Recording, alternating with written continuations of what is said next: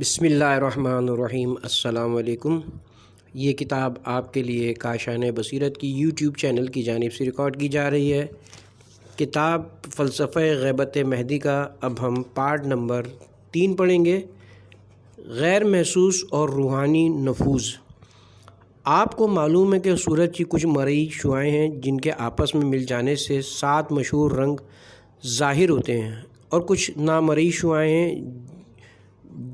جن کو الشبح فوق البنفش، ریڈ ریڈیشن انفرا اور اشیاء معدون قرمز الٹرا وائلٹ ریڈیشن کے نام سے یاد کیا جاتا ہے۔ اس طرح ایک عظیم الہی رہبر، چاہے وہ پیغمبر ہو یا امام، رفتار و گفتار اور عام تعلیم و تربیت کے ذریعے انجام پانے والی تشریحی تربیت کے علاوہ ذہنوں اور فکروں میں روحانی نفوذ اور اثر کے ذریعے ایک قسم کی روحانی تربیت انجام دیتے ہیں جسے تکوینی تربیت کے نام سے یاد کیا جاتا ہے۔ اس مقام پر الفاظ و کلمات، گفتار و کردار کا کوئی کام نہیں ہوتا، بلکہ صرف داخلی کشش اور جاذبیت اثر دکھاتی ہے۔ بہت سے عظیم دینی پیشواؤں کے حالات زندگی میں یہ بات ملتی ہے کہ بعض گناہ گار اور بد کردار لوگ ان بزرگوں سے ایک مختصر سی ملاقات کرنے کے بعد منقلب ہو جاتے تھے۔ ان کی دنیا بدل جاتی تھی، ان کا راستہ بدل جاتا تھا، ان کی سرنوشت میں اچانک انقلاب آ جاتا تھا، اور بقول معروف جو 180 درجہ منحرف ہو کر بالکل نئے راستے کو اپنا چکے ہوئے تھے، وہی گناہ گار اور بد کردار عناصر اچانک اتنے مومن، متقی اور فداکار بن جاتے تھے کہ اس مقصد کے لیے اپنی جان تک قربان کرنے کے لیے تیار رہتے تھے۔ یہ اچانک اور فوری تبدیلی، یہ ہمہ گیر انقلاب، وہ بھی صرف ایک نظر یا ایک مختصر سی ملاقات کے ذریعے، البتہ ان لوگوں کے لیے جن میں گناہ گار ہونے کے باوجود ایک طرح کی آمادگی بھی پائی جاتی تھی، معمول کے مطابق تعلیم و تربیت کا نتیجہ نہیں ہو سکتا، بلکہ یہ ایک نامرئی نفسیاتی اثر اور ناخود آگاہ کشش اور جذبے کا نتیجہ ہے کہ بعض اوقات اس کو نفوذ شخصیت کے نام سے بھی یاد کیا جاتا ہے۔ بہت سے لوگوں نے اپنی زندگی میں اس بات کا تجربہ کیا کہ جب متقی، پرہیزگار اور عظیم روح کے مالک افراد کا سامنا ہوتا ہے تو بے اختیار اور ناآگاہ طریقے سے لوگ ان سے اس قدر متاثر ہو جاتے ہیں کہ ان کے سامنے بات کرنے کی ہمت نہیں پڑتی، زبان لڑکھڑانے لگتی ہے، اور وہ خود اپنے کو ایک ایسے عظیم اور اسرار آمیز حالہ کے درمیان گھرا ہوا پاتے ہیں کہ جس کی توصیف کرنا ناممکن ہے۔ البتہ ممکن ہے کہ بعض اوقات اس طرح کی چیزوں کو ثقلین وغیرہ کا نام دے کر توجیہ کر لی جائے، لیکن اس طرح کی تفسیر اور توجیہ ہر جگہ پر صادق نہیں آ سکتی، اور اس کے علاوہ کوئی راستہ نہیں رہ جاتا کہ اعتراف کر لیا جائے کہ یہ آثار ان پراسرار شعاعوں کا نتیجہ ہیں جو متقی، پرہیزگار اور عظیم انسانوں کے وجود کی گہرائیوں سے نکلتی ہیں۔ عظیم رہنماؤں کی تاریخ میں اس طرح کے بہت سے واقعات ملتے ہیں جن کی تفسیر و توجیہ صرف اسی طریقے سے کی جا سکتی ہے۔ مثلاً ایک گناہ گار شخص کا پیغمبر کی خدمت میں آنا اور اچانک اس کی روح میں انقلاب آ جانا، یا خانہ کعبہ کے پاس پیغمبر اسلام کو دیکھتے ہی اسد بن زرارہ بت پرست کے طرز فکر کا بدل جانا، یا وہ چیز جس کو پیغمبر اسلام کے دشمن جادو کہا کرتے تھے اور اس کی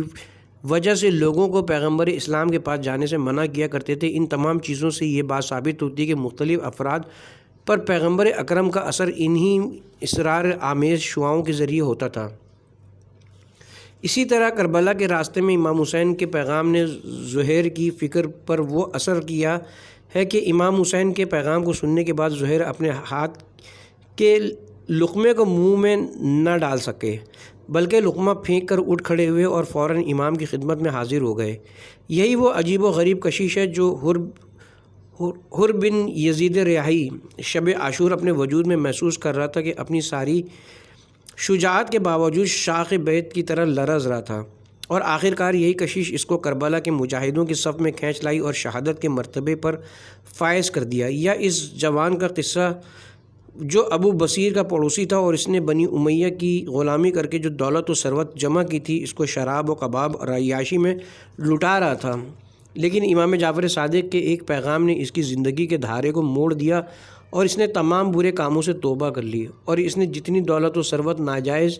طریقے سے اکٹھی کی تھی وہ یا تو اس کے حقیقی مالکوں کو واپس کر دی یا خدا کی راہ میں خرچ کر دی، یا اس خوبصورت اشواگر اور گویا کنیز کا واقعہ جس کو ہارون نے اپنے زوم باطل میں امام موسیٰ کاظم علیہ السلام کو بہکانے کے لیے نعوذ باللہ جیل میں بھیجا تھا، لیکن مختصر سے عرصے میں اس کی روح میں انقلاب آ گیا اور وہ اس حد تک بدل گئی کہ اس کی شکل و صورت، اس کے انداز گفتگو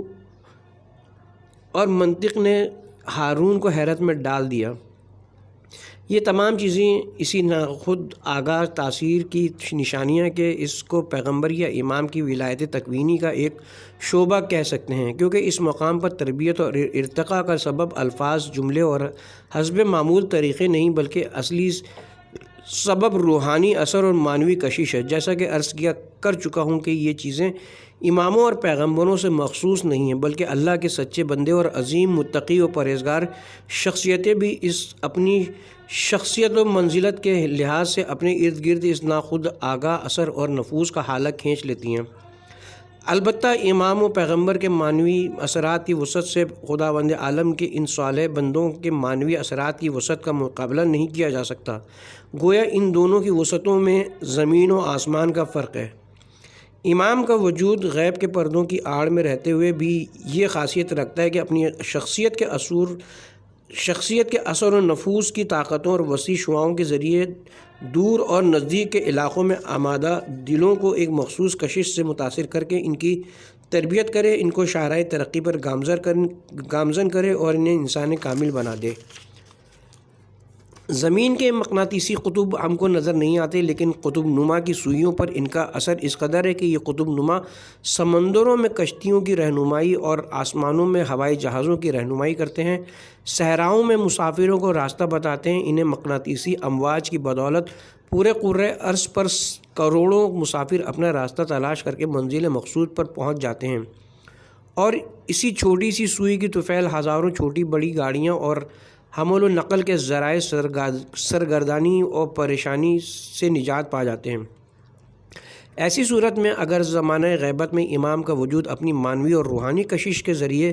لوگوں کے افکار کی ہدایت اور ان کو سرگردانی اور گمراہی سے نجات دلا دے تو اس میں کون سی تعجب کی بات ہے۔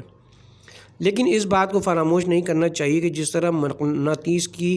موجیں لوہے کے ٹکرانے پر اثر نہیں کرتی ہیں بلکہ صرف ان ظریف اور حساس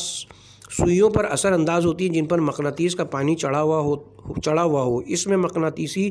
امواج کو بھیجنے والے قطب سے سنخیت پائی جاتی ہے۔ اسی طرح سے صرف وہی دل امام کی ناقابل توصیف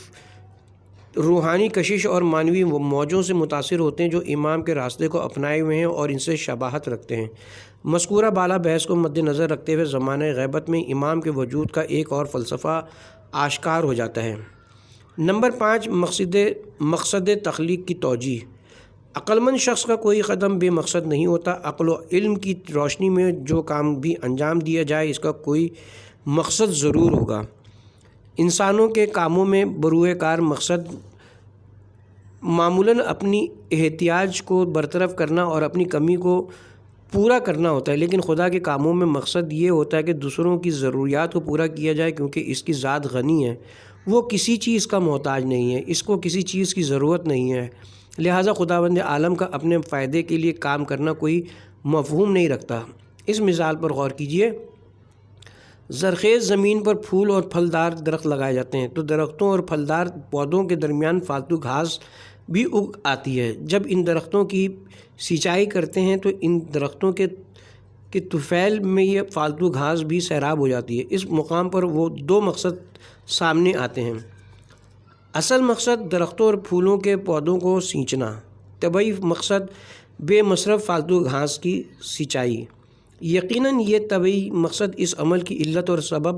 نہیں بن سکتا اور نہ ہی اس کام کے عاقلانہ اور حکیمانہ ہونے کی وجہ بن سکتا ہے، بلکہ اہمیت اسی اصل مقصد کو حاصل ہوتی ہے جو منطقی پہلو رکھتا ہے۔ جہاں خلقت کا باغبان صرف اسی طبقے کے لیے اپنی نعمتوں اور اپنے فیض کو جاری رکھے ہوئے اگرچہ فالتو گھاس اور جڑی بوٹیاں بھی طبعی مقصد کے طور پر اس سے سیراب ہو جائیں اور فائدہ اٹھا لیں، لیکن یہ اصل مقصد نہیں ہے۔ اور اگر ایسا وقت آ جائے کہ اس صالح اور مومن نسل کا آخری فرد بھی اس دنیا سے رخصت ہو جائے تو اس وقت ان نعمتوں کے باقی رہ جانے کی کوئی وجہ نہ ہوگی۔ اس دن دنیا سے چین و سکون اڑ جائے گا، آسمان اپنی برکتوں کو منقطع کر دے گا، زمین انسانوں کو فائدہ پہنچانے سے انکار کر دے گی، اور یہ معلوم ہے کہ پیغمبر اور امام صالح اور مومن بندوں کے لیے سمبل اور انسانی کاملیت کا سب سے اعلیٰ نمونہ ہیں۔ یعنی یہ وہی لوگ ہیں جو اس کائنات کی تخلیق کا مقصد ہیں، جن کے لیے یہ دنیا خلق کی گئی ہے۔ ان کا وجود خواہ تنہا اپنے لیے ہو یا صالحین کی سربراہی کے عنوان سے،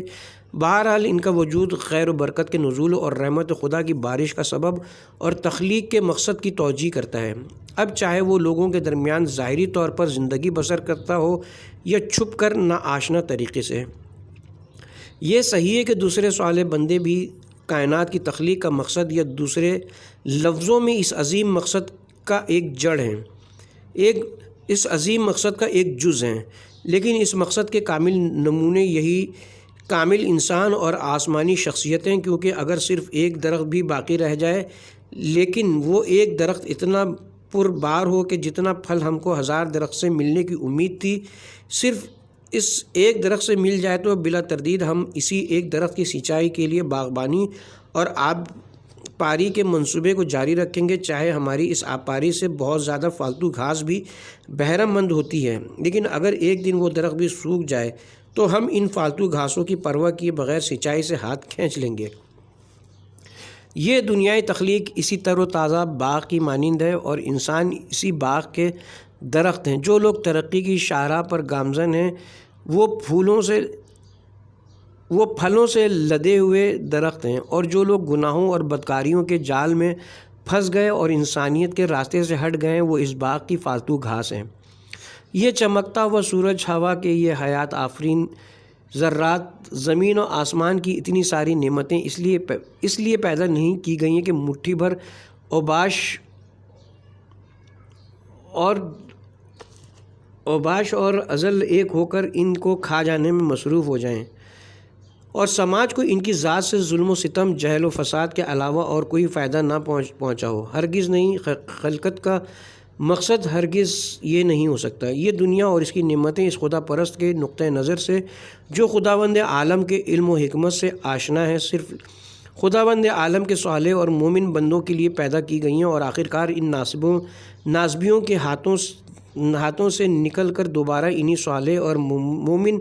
بندوں کے ہاتھوں میں محفوظ ہیں۔ یہی وہ مقام ہے جہاں احادیث میں ملنے والی بعض ان عبارتوں کے مفاہیم واضح ہو جاتے ہیں، جن میں آیا ہے کہ ان کی یعنی خداوند عالم کے نمائندہ اور حجت کے درمیان وجود کی برکت سے لوگوں کو روزی ملتی ہے، اور انہی کی خاطر یہ آسمان و زمین اپنی جگہ پر باقی ہیں۔ یہ بات مبالغہ آمیز، منطق سے دور یا شرک آلودہ نہیں ہے۔ خداوند عالم کی جانب سے پیغمبر اسلام کو مخاطب کر کے احادیث قدسی کی اس عبارت کا مفہوم بھی یہی ہے جو مشہور کتابوں میں منقول ہے: اگر آپ نہ ہوتے تو میں آسمانوں کو خلق نہ کرتا۔ یہ جملہ ایک حقیقت کی نشاندہی کرتا ہے اور مبالغہ آمیز ہرگز نہیں ہے۔ بس فرق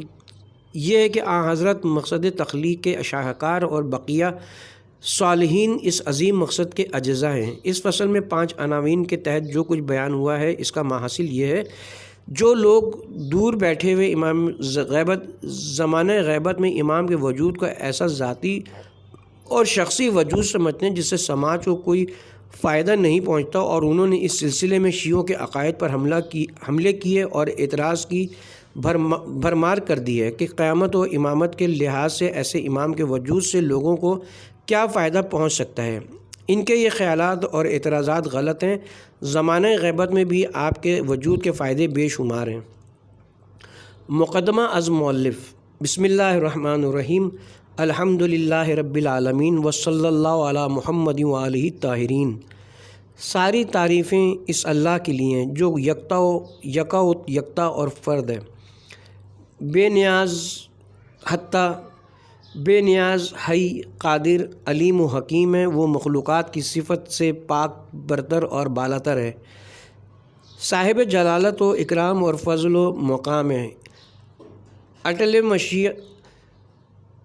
اٹل مشیت اور کامل ارادے کا مالک ہے، اس جیسا کوئی نہیں، اور وہ سننے والا اور دیکھنے والا ہے۔ آنکھیں اس کے ادراک سے قاصر ہیں اور وہ آنکھوں کو درک کر لیتا ہے، اور وہ مہربان اور نہایت باخبر ہے۔ اور میں گواہی دیتا ہوں کہ اللہ کے سوا کوئی معبود نہیں، وہ یکتا اور لا شریک ہے، ہر چیز کا خالق، ہر چیز کا مالک، ہر چیز کا مقرر کرنے والا، ہر چیز کو عدم سے وجود میں لانے والا اور ہر چیز کا پروردگار ہے۔ اور یہ کہ وہ حق کے ساتھ فیصلہ کرتا ہے اور فیصلہ کرنے میں عدل کرتا ہے اور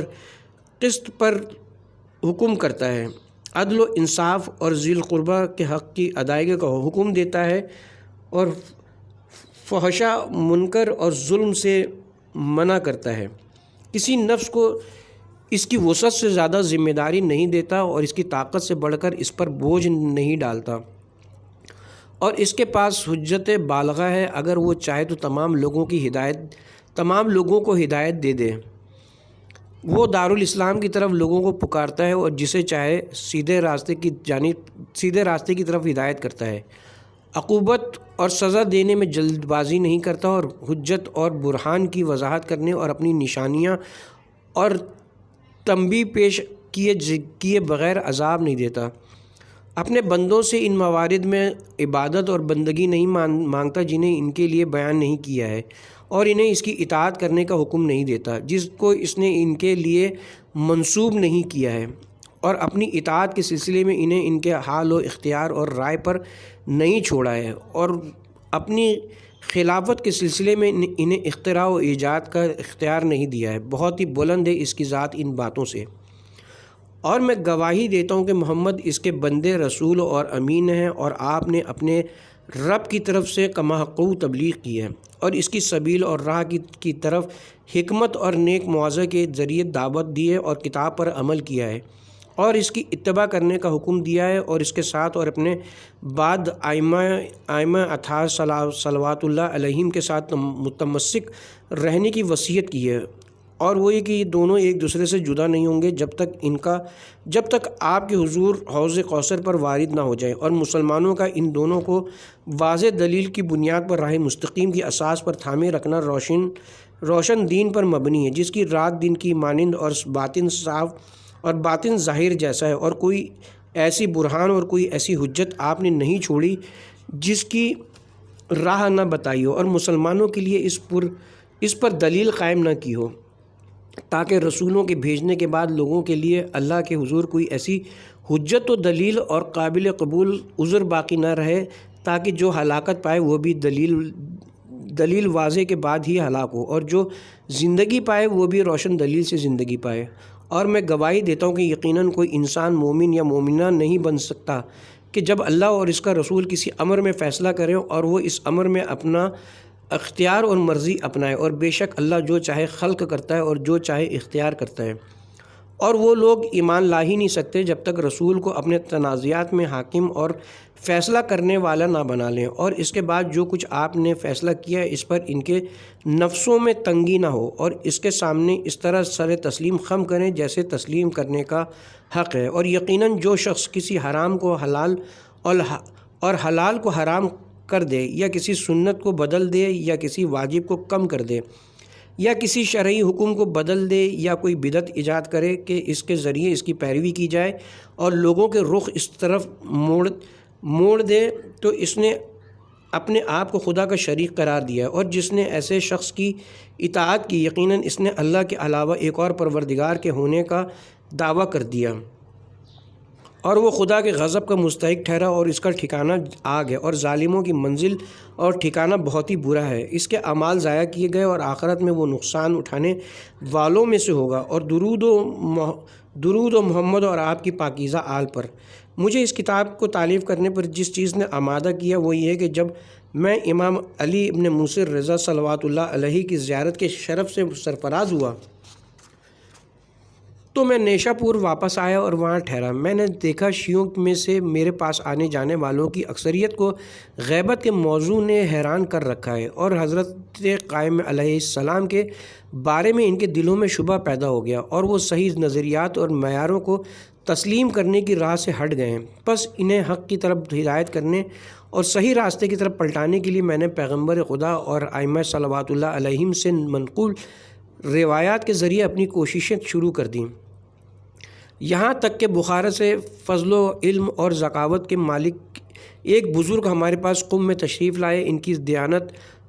مضبوط رائے اور روش کی درستگی کی بنا پر مجھے ان سے ملاقات کی بہت تمنا تھی اور ان کے دیدار کا میں بہت مشتاق تھا، اور وہ شیخ نجم الدین ابو سعید محمد بن الحسن بن محمد بن احمد بن علی بن سلط قمی تھے۔ خدا ان کی توفیقات کو جاری رکھے۔ میں اور میرے والدین کے جد محمد بن احمد بن علی بن سلط قمی خدا ان کی روح کو پاکیزہ کردے سے روایت نقل کرتے تھے اور ان کے علم و عمل، زہد و فضیلت اور عبادت کے بارے میں بتاتے تھے۔ احمد بن محمد عیسیٰ اپنی تمام فضیلتوں اور بزرگیوں کے ساتھ ابو طالب عبداللہ بن سلط قمی سے روایت کرتے تھے اور عبداللہ بن سلط باقی رہے، یہاں تک کہ محمد بن الحسن صفا سے ان کی ملاقات ہوئی اور ان سے روایات نقل کی۔ جب اللہ تعالیٰ نے مجھے ایسے رفیع و اعلیٰ خاندان سے تعلق رکھنے والے ان شیخ سے ملاقات کرائی تو میں نے اس ملاقات کو آسان بنانے اور مجھے اپنی اخوت سے سرفرازی کرنے اور خلوص اور محبت سے نوازنے پر ان کا شکر ادا کیا۔ ایک دن انہوں نے مجھ سے بات چیت کے دوران ایک ایسے شخص سے اپنی ملاقات کے بارے میں بتایا جو بخارا کے بڑے بڑے فلاسفروں اور منطقیوں میں سے تھا، اور حضرت قائم علیہ السلام کے بارے میں اس کے ایک قول کو نقل کیا جس نے انہیں آپ کے بارے میں حیرت اور شک و شبے میں ڈال دیا تھا، آپ کی غیبت کے طولانی ہونے اور آپ کے بارے میں اخبار منقطع ہونے کی بنا پر۔ پس میں نے آپ کے وجود کے بارے میں کچھ حقائق بیان کیے اور آپ کی غیبت کے بارے میں پیغمبر خدا اور ائمہ علیہم السلام سے کچھ روایات نقل کی جس سے ان کے نفس کو سکون ملا اور ان کے دل میں جو شک و شبہ اور تردد داخل ہوا تھا وہ زائل ہو گیا، اور جو کچھ روایات صحیح میں انہوں نے مجھ سے سنا اس کو بغور سمجھا اور تہہ دل سے تسلیم کر لیا، اور مجھ سے درخواست کی کہ میں اس بارے میں ان کے لیے ایک کتاب تصنیف کروں۔ میں نے ان کی اس درخواست کو مان لیا اور ان سے وعدہ کیا کہ جب اللہ تعالیٰ میرے لیے اپنے وطن اور قرارگاہ رہ کی طرف لوٹنے میں آسانی کر دے گا تو میں روایات میں سے جو کچھ چاہتا ہوں اسی کو یکجا کروں گا۔ ایک رات جب کہ میں اپنے اہل و عیال و برادران اور اللہ کی دی ہوئی نعمتوں جن کو میں اپنے پیچھے چھوڑ آیا تھا کے بارے میں سوچ رہا تھا کہ مجھ پر نیند کا غلبہ ہوا اور خواب میں دیکھا کہ گویا میں مکہ میں بیت اللہ حرام کا طواف کر رہا ہوں اور 7ویں شوط کے ساتھ میں حجر اسود کے قریب ہوں اور اس کے پاس پہنچ کر اسے بوسہ دے رہا ہوں اور یہ کہہ رہا ہوں میں نے اپنی امانت ادا کر دی اور عہد و میثاق پورا کر دیا تاکہ تو عہد کو وفا کرنے پر گواہ بنے۔ اتنے میں ہمارے آقا صاحب الزمان صلوات اللہ علیہ کے کعبے کے دروازے پر تازہ حالت میں دیدار سے شرف یاب ہوتا ہوں اور میرے دل کی دھڑکن تیز ہو جاتی ہے اور میری فکر و پریشانی کی حالت میں آپ میرے چہرے سے عیاں میری دلی کیفیت سے باخبر ہو جاتے ہیں۔ میں نے آپ کو سلام کیا، آپ نے مجھ کو سلام کا جواب دیا اور فرمایا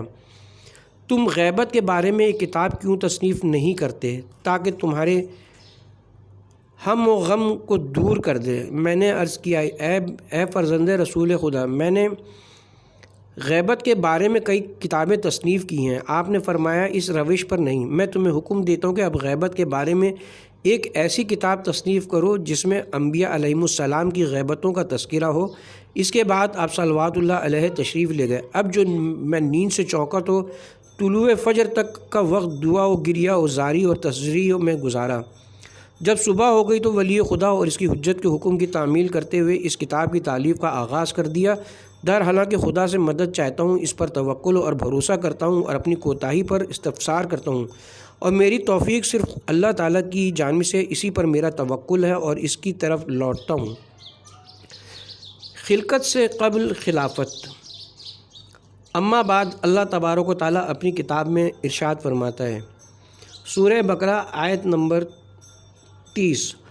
اور جب تیرے پروردگار نے ملائکہ سے کہا یقیناً میں زمین پر خلیفہ قرار دینے والا ہوں، پس اللہ تعالیٰ نے خلقت انسانی سے پہلے خلافت کا آغاز کر دیا، اور یہ امر اس کی دلالت کرتا ہے کہ جو حکمت خلافت میں ہے وہ اس حکمت سے بالاتر ہے جو خلقت میں ہے، اسی لیے اس نے اسی سے آغاز کر دیا، کیونکہ وہ پاک و منزہ ذات حکیم ہے، اور حکیم وہ ہوتا ہے جو اہم سے ابتدا کرتا ہے نہ کہ غیر اہم سے۔ اور یہ قول صادق آل محمد حضرت امام جعفر بن محمد علیہ السلام کے فرمان کا مصداق ہے، جو ارشاد فرماتے ہیں حجت خلق سے پہلے خلق کے ہاتھ اور خلق کے بعد ہوتی ہے، اور اگر خداوند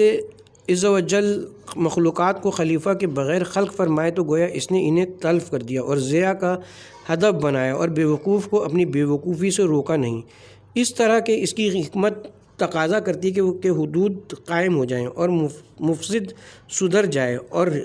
حکمت کو وہ ایک لحظہ بھی اجازت نہیں دیتا کہ حدود کو نافذ کرنے سے منہ پھیر لے۔ حکمت عمومیت رکھتی ہے، جس طرح اطاعت عمومیت رکھتی ہے، اور جس نے یہ گمان کیا کہ دنیا لمحہ بھر کے لیے بھی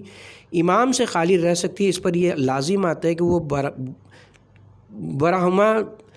مذہب کی حقانیت کا اختیار کرے۔ ایسے لوگ نبوت اور رسالت کے بطلان کے قائل ہیں، اور اگر قرآن میں یہ بات نہ ہوتی کہ محمد خاتم الانبیاء ہیں تو ہر وقت کے لیے ایک رسول کا ہونا ضروری ہوتا، اور جب یہ بات مسلمہ ہو گئی تو آپ کے بعد کسی نبی اور رسول کے آنے کی امید ختم ہو گئی، اور خلیفہ کی ضرورت کا تصور عقل میں باقی رہ گیا۔ اور یہ اس لیے کہ اللہ تعالیٰ کسی چیز کی طرف دعوت نہیں دیتا جب تک انسانی عقل میں اس کے حقائق کو منعکس نہیں کرتا، اور اگر اس کے خد و خال کو منظور نہ کرے تو دعوت لا حاصل ہو جاتی ہے اور حجت ثابت نہیں ہوتی، کیونکہ ہر چیز اپنی شبیہ سے مانوس ہوتی ہے اور اپنے متضاد سے دور بھاگتی ہے۔ اس بنا پر عقل میں رسولوں کے انکار کا تصور ہوتا تو خداوند عالمین کسی نبی کو کبھی بھی مابعوث نہ فرماتا۔ اس کی مثال یوں ہے کہ ایک طبیب مریض کا اس کی مزاجی کیفیت سے مطابقت رکھنے والی چیز سے علاج کرتا ہے، اور اگر کسی ایسی دوا سے اس کا علاج کرے جو اس کی طبیعت کے برخلاف ہو تو یہ چیز اس کی ہلاکت کا باعث بنے گی۔ پس معلوم ہوا کہ وہ حکم الحاکمین خدا بھی کسی سبب کی طرف دعوت نہیں دیتا مگر یہ کہ اس سبب کے لیے انسانی عقل میں ایک ثابت تصور موجود ہے، اور خلیفہ کے ذریعے خلیفہ کو منصوب کرنے والے کی نشاندہی ہو جاتی ہے، جیسا کہ یہ عام و خاص میں معمول ہے۔ اور عرف عام میں یہ ثابت ہے کہ جب بھی کوئی بادشاہ کسی ظالم کو اپنا جانشین بنا دے تو لوگ اس جانشین کے مظالم سے اس کو مقرر کرنے والے کے ظالم ہونے پر استدلال کرتے ہیں۔ اس کے برعکس اگر وہ جانشین عادل ہو تو اس کو منصوب کرنے والے کے عادل ہونے کو ثابت کرتے ہیں۔ پس معلوم ہوا کہ اللہ کی خلافت کے عصمت کا ہونا ضروری ہے، اور خلیفہ سوائے معصوم کے اور کوئی نہیں ہو سکتا۔ خلیفہ کی اطاعت کا وجوب۔ جب اللہ عز و جل نے آدم کو زمین پر خلیفہ بنایا اور آسمان والوں پر ان کی اطاعت واجب قرار دی تو اہل زمین کے بارے میں اس سلسلے میں کیا خیال ہو سکتا ہے؟ اور جب اللہ نے مخلوقات پر اپنے ملائکہ پر ایمان لانے کو واجب قرار دیا تو ملائکہ پر خلیفۃ اللہ کو سجدہ کرنے کو لازم قرار دیا۔ پھر اس دوران میں جب ایک جن نے سجدہ کرنے سے انکار کر دیا تو اللہ تعالیٰ نے اس پر ذلت و حقارت اور تباہی نازل کر دی، اسے قیامت تک کے لیے خوار کر دیا اور اس پر لعنت فرمائی۔ اس سے ہم امام کے رتبے اور فضیلت سے واقف ہوئے، اور جب اللہ تعالیٰ نے اپنے ملائکہ کو آگاہ کر دیا کہ وہ زمین پر خلیفہ قرار دینے والا ہے تو انہیں اس بات پر گواہ بنا دیا، کیونکہ ان کا جاننا بذات خود گواہی ہے۔ پس اس کا لازمہ یہ کہ جو شخص یہ دعویٰ کرے کہ مخلوقات کو خلیفہ چننے کا حق ہے تو اس کے خلاف اللہ کے ملائکہ سب کے سب گواہی دیں گے، اور گواہی کی عظمت معاملہ کی اہمیت پر دلالت کرتی ہے، جیسا کہ عام طور پر گواہ کے بارے میں یہ بات پائی جاتی ہے۔ پس وہ شخص کیسے اور کس طرح اللہ کے عذاب سے نجات پائے گا جو اس سلسلے میں اپنے آپ کو صاحب اختیار سمجھتا ہے؟ در حالانکہ اللہ کے ملائکہ اول سے آخر تک اس کے خلاف گواہی دے چکے ہیں، اور اس کے برعکس اس بارے میں نص کا اتباع کرنے والا کیوں کر عذاب پائے گا، جبکہ تمام ملائکہ خدا نے اس کے حق میں گواہی دی ہے۔ اور دوسری بات یہ کہ خلافت کا معاملہ قیامت تک باقی رہے گا۔ جس نے یہ گمان کیا کہ خلیفہ سے اللہ تعالیٰ کی مراد نبوت ہے، اس نے ایک لحاظ سے غلطی کی ہے، کیونکہ اللہ عز و جل نے وعدہ کیا ہے کہ وہ اس امت فاضلہ برتر سے رشد و ہدایت کرنے والے خلفاء کو اپنا جانشین بنائے گا، جیسا کہ اس کا ارشاد ہے سورہ نور آیت نمبر 55۔ جو لوگ تم میں سے ایمان لائے اور نیک کام کرتے رہے، ان سے خدا کا وعدہ ہے کہ انہیں زمین پر اپنا جانشین بنائے گا، جیسا کہ تم سے پہلے لوگوں کو خلیفہ بنایا تھا اور ان کے دین کو جسے اس نے ان کے لیے پسند کیا ہے مستحکم و پائیدار کرے گا، اور ان کے خوف کو امن میں تبدیل کرے گا، اور وہ میری عبادت کریں گے اور میرے ساتھ کسی چیز کو شریک نہ بنائیں گے۔